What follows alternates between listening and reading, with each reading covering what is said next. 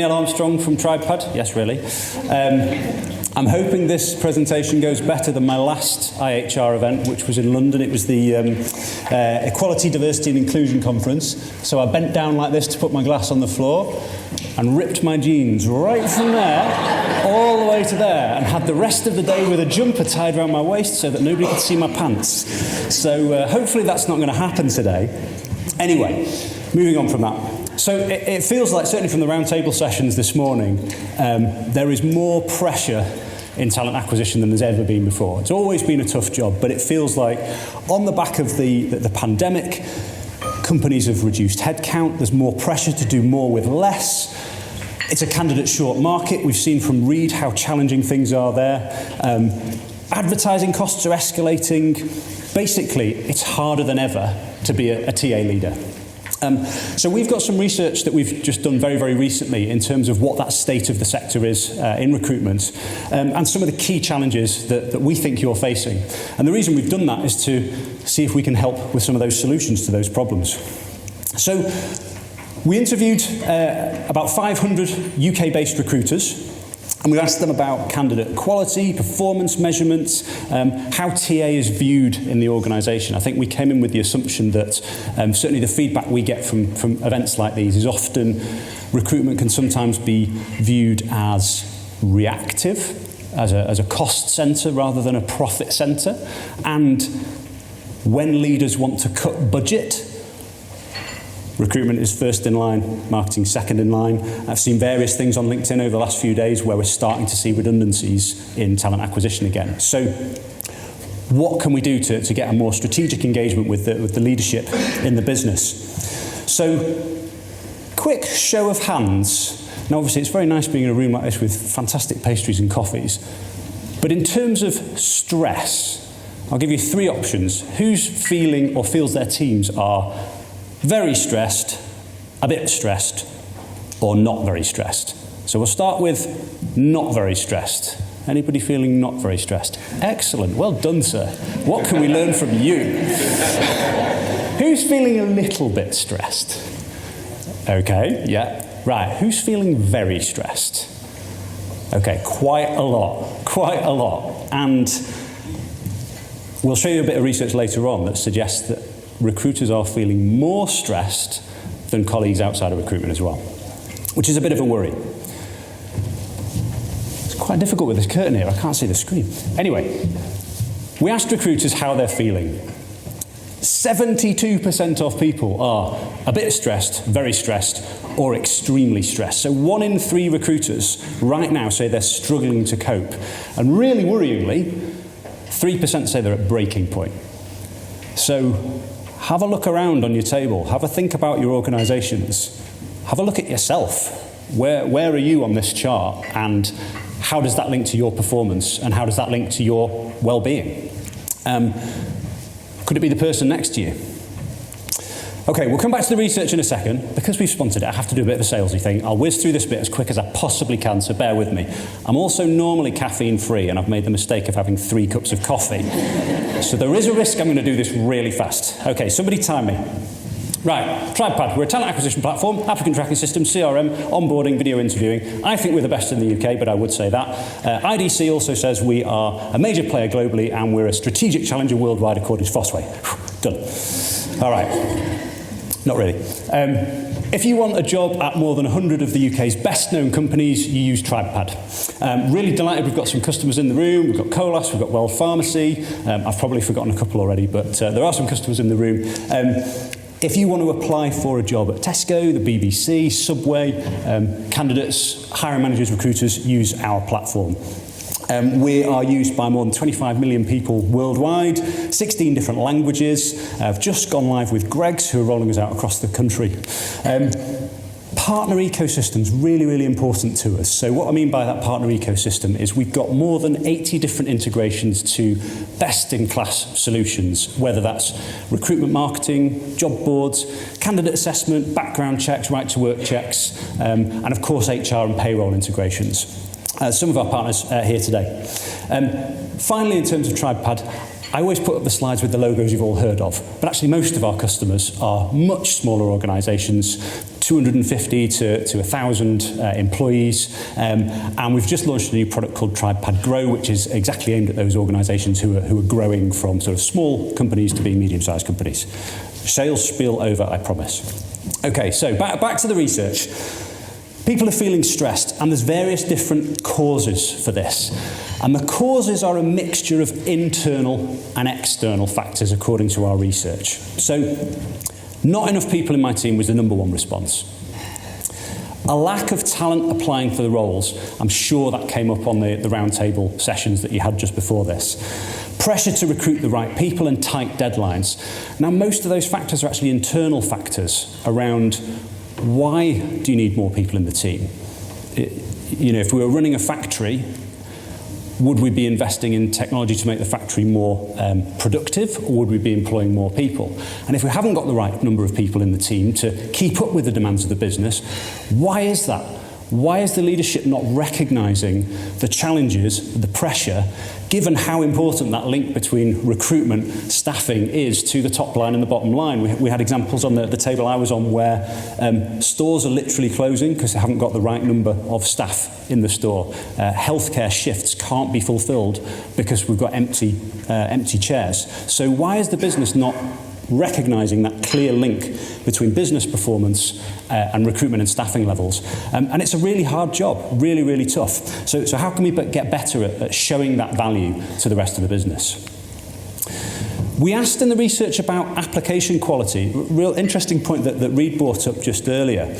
So nearly 60% of you are saying that there's a reduction in the quality of candidates. And we're seeing the rise of application spam. So I think Daniel showed a stat where 87% of candidates are apparently researching the role before they apply.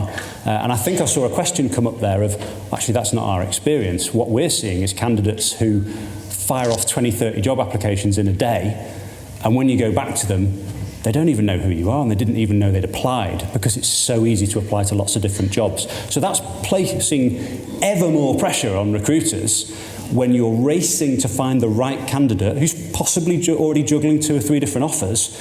How do you get to that gold when you've got 100 people who are totally unsuitable and didn't even know they'd applied for your job? They just clicked, tick, tick, tick, apply. So, that's a cause of stress. What does success look like, and what are we measuring for? As you would expect, retention of hire, quality of hire is right at the top of everybody's metrics in terms of what is important. A really common measure, you see some other things around there in terms of time to hire, application to interview ratio, some of those sort of procedural metrics through the recruitment funnel. Slightly concerningly for me, sort of cost of hire and the source of candidates is right down at the bottom. And they're really the only 2 financial metrics on the board. So is there a link here between sort of financial literacy and what we're describing to senior managers in terms of what we do versus the ROI of investing more resource in terms of people or more resource in terms of technology to address these stresses that are harming us as recruiters? So is there a way of presenting more financial metrics to show the impact you're having on the organisation?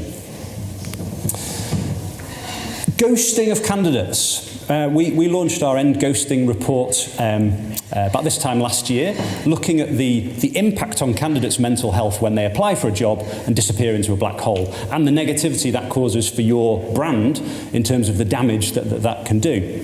A really positive thing that comes out of here is the vast majority of recruiters, 77%, say they are taking steps to try and reduce ghosting in the candidate process. But in terms of what causes it, time pressure is right at the top of that list. Why do candidates get ghosted? Well, because I'm busy as hell and I'm trying to fill the role, and actually when I've got 50 things on my to-do list and I can only do 10 per day, it's quite easy to deprioritise going back to the unsuccessful candidates versus making sure we get the successful candidates fully onboarded. And we know that even if you're not necessarily responsible for the onboarding, you might be handing that over to HR operations team. When it goes wrong, and the candidate drops out, whether that's before the start date or shortly after, guess what? The problem lands right back at your door in terms of having to go back to square one and finding somebody else to fill that chair again. ED&I was the number one thing on our table, was the first priority that came up, trying to find candidates from different backgrounds to help change the culture of our business. We've been running a campaign called Stop the Bias for the past few months.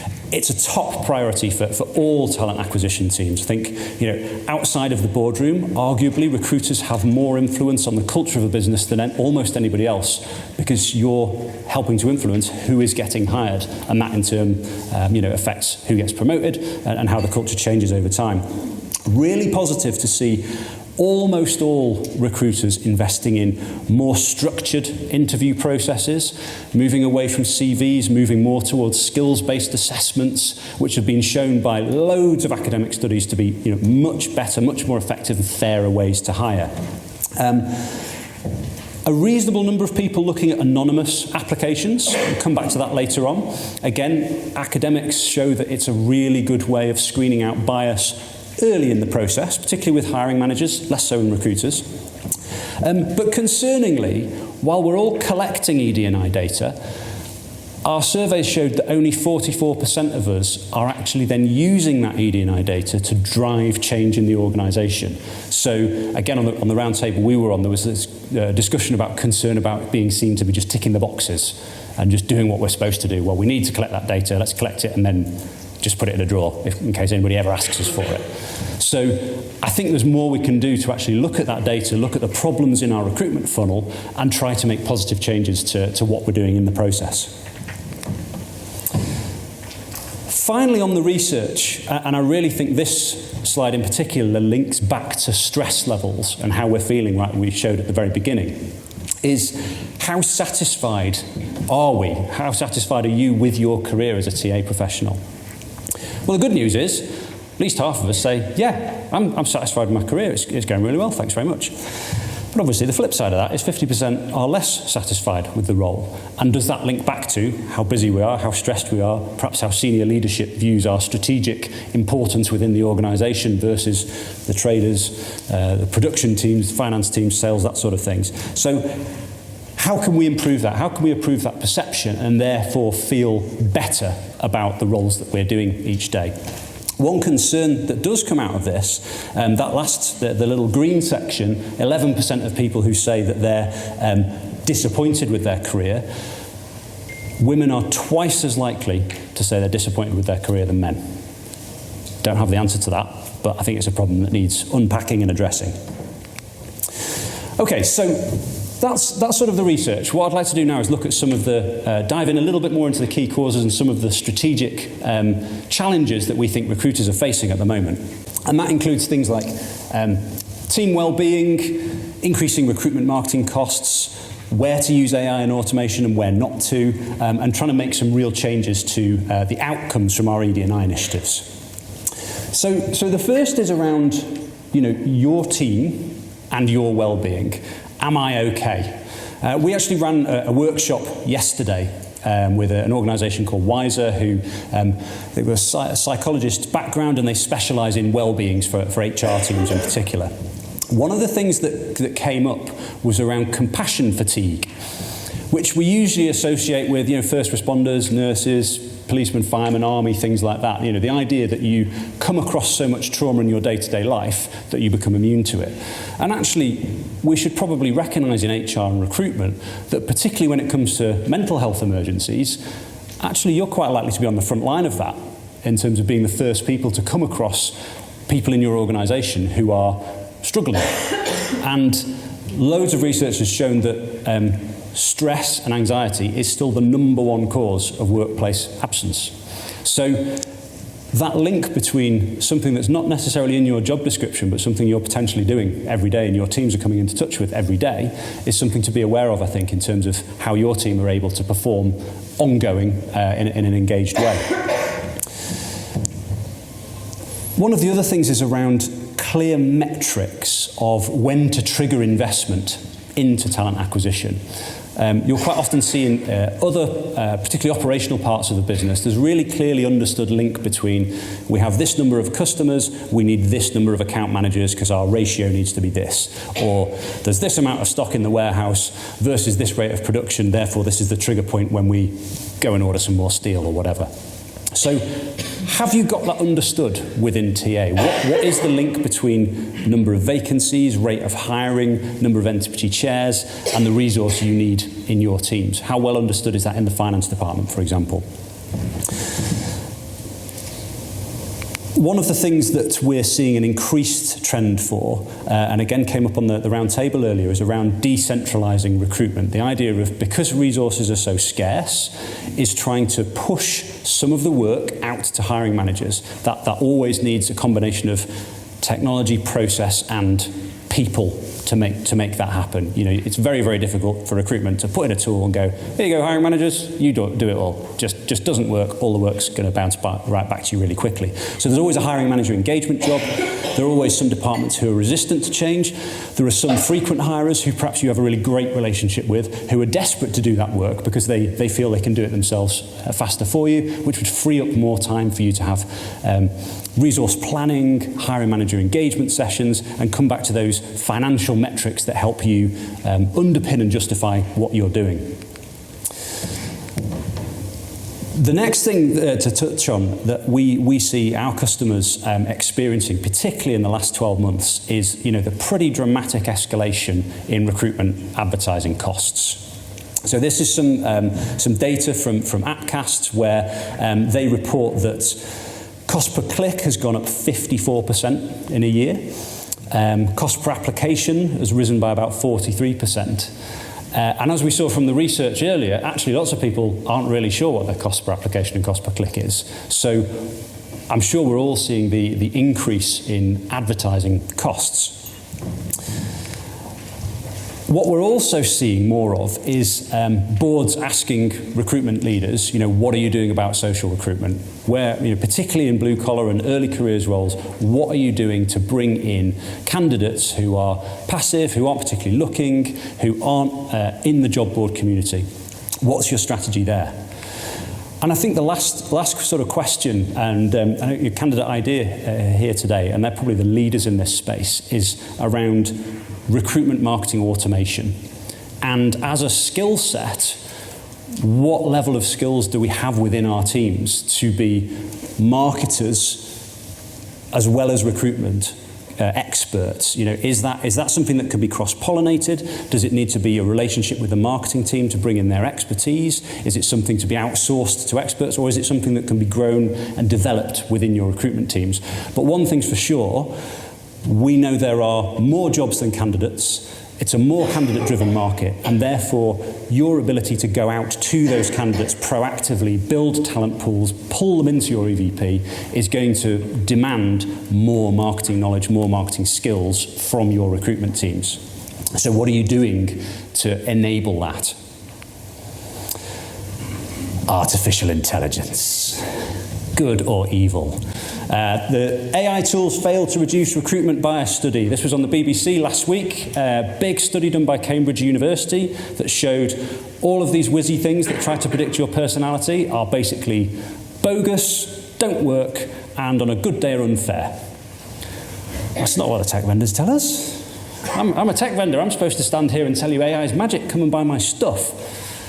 So I think as recruitment leaders, it's really important that we're educated to the difference between something that's automated and removes tedious, repetitive, administrative jobs that, stop you having to shuffle A to B, versus some sort of black box which is making hiring decisions which really you and your expert recruiters and your well-trained hiring managers should be making. So the little video that's looping here is Tribepad's video interviewing system, which is plugged into Amazon, and it does a speech-to-text transcription of what the video interviewer said, and then it puts that through something called TensorFlow, and then it does spits out a big 5 needs and values prediction of your personality.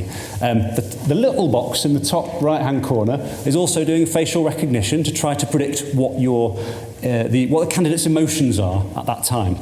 So the theory for this is great. You know, it's like you've got your own little FBI profiler sitting next to you going, oh, he's lying. No, he's not very happy. Oh, look at that micro expression when he grimaced about why did he leave the last company. In reality, this stuff doesn't work yet. It just doesn't work yet. For the very, very simple reason, how often have you asked Alexa to play the Beatles and she plays the Bee Gees? So at the very simple level, if you haven't recognised the word that the candidate has spoken, and I'm delighted to be back in the Northwest because I'm from Chester, I'm usually over in Yorkshire, you know, regional variations, language variations, there's no way we should be making automated hiring decisions on a word we might have fundamentally misunderstood in the first place. So our view of AI is it should be there to help automate away the repetitive tasks and potentially give you more information from which a human makes a decision. The computer should not decide who you're shortlisting and who you're hiring and firing, in our opinion, but you need to have an opinion on it because the board will be asking you to use AI to reduce costs so that you don't have to invest more headcount into your team. I talked about anonymous applications a little bit earlier in terms of the research shows that this is generally better for avoiding bias early in the screening process. Obviously, once you get to interview, you can't possibly do an anonymous interview, right? Somebody's got to see them and speak to them at some point. And we've seen a big increase, nearly a 300% increase in usage of anonymous applications among our customers over the last 2 years. Now that sounds fantastic, but in context, that means it's gone from 1% of jobs to 2% to 3%. So 97% of the jobs through our own platform still don't use anonymous applications. And the reason for that is there's a huge amount of inertia, mistrust. You know, as recruiters, you have very, very valid reasons to see those different criteria. We've just done a graduate campaign with Tarmac where they're targeting particular schools and particular postcodes which they know are deprived areas of Birmingham. So, of course, you can't possibly anonymise that or you defeat the point of what you're trying to do in the first place. So what I would coach here, we've got one example from Coventry, for example, where they increased the number of hires from BAME backgrounds from, I'll just get the stats right here, 18 to 39%. So a really big increase. And the reason that was important is their community in Coventry is 40% black, Asian and mixed ethnicities.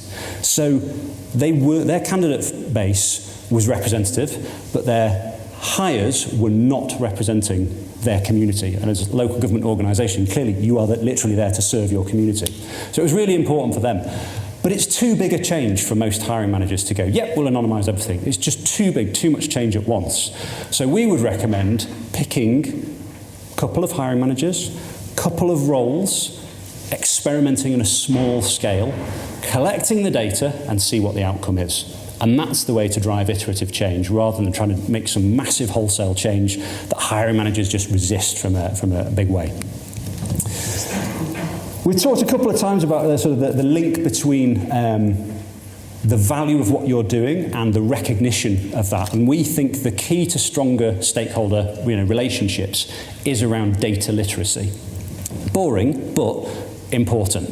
So the very basics of getting the data out of the system, understanding how your recruitment funnel is working, what is the cost to hire, which sources are working, where are you taking on loads of work but not necessarily getting the right output from it.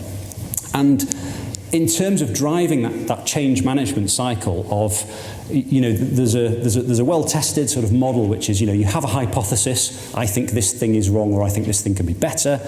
You design an experiment to change it, you make a little change, you check to see if it's got better, and then the cycle completes. I'll give you one example of where if you haven't got the data, you can make a change that you think is the right thing to do and it goes horribly wrong. Has anybody heard of ban the box? Couple of nods. So Ban the Box, an American initiative, great idea. It was around the idea of if you have to tick the box during the application form to say I've got unspent convictions, that it would discriminate against certain communities. Great initiative. Get rid of that box so that we don't discriminate. So in America they got rid of this box, and this is still a problem, by the way, because Ban the Box has got loads of funding, is really, really popular for all the right reasons. It doesn't work. And the data proves it doesn't work. Because what actually happens is instead of hiring managers seeing there's a tick in the box and saying, I don't want that candidate, and that generally is more likely to be a candidate from a black, Asian or minority background in America. By removing the box, what happened was hiring managers could see that the candidate was a young black male and thought he might have an unspent conviction, so didn't hire him, because he thought he might have ticked the box if the box was there. So by trying to do something good, they did exactly the opposite, had exactly the opposite effect. All the bias was still in the system, and the outcome for young black males and their chance of getting hired was actually worse than when the box was on the form. So you've got to have the data to measure what you're doing, because otherwise you might be wasting your time doing the wrong stuff. Okay, going to leave you with a couple of key conclusions. The first one is look after yourselves, because you all put your hands up, apart from, well done Christian. Christian's not stressed, but everybody else is really stressed. So please look after yourselves and your teams. The second is, there is tech out there that can help reduce the admin workload and therefore free up time in the day, so you might not need that same resource that boards are unwilling or reticent to invest in at the moment. And if you can do that and be data literate, it can free up the time for you to prove the value that you're actually adding, get better recognition in the business, and elevate your position towards the boardroom in terms of getting, the value recognition that you deserve. And then I think the last thing is, what I love about days like this is it's such a good opportunity to recharge and hear that colleagues from different businesses have got the same sort of problems. It's an opportunity to share what you've done that's worked, share what you've done that hasn't worked. We can all learn from each other and ultimately go back feeling more energised into our businesses to drive change. So, thank you very much indeed for listening to me. I hope I didn't go too fast with too much caffeine. Do scan the thingy there, which will give you our state of the sector research. We've got some other stuff on the table and some very handy phone chargers, so come and chat to me or James in the break outside. Other than that, I'm happy to take questions. Excellent. Thank you very much, Neil, first of all.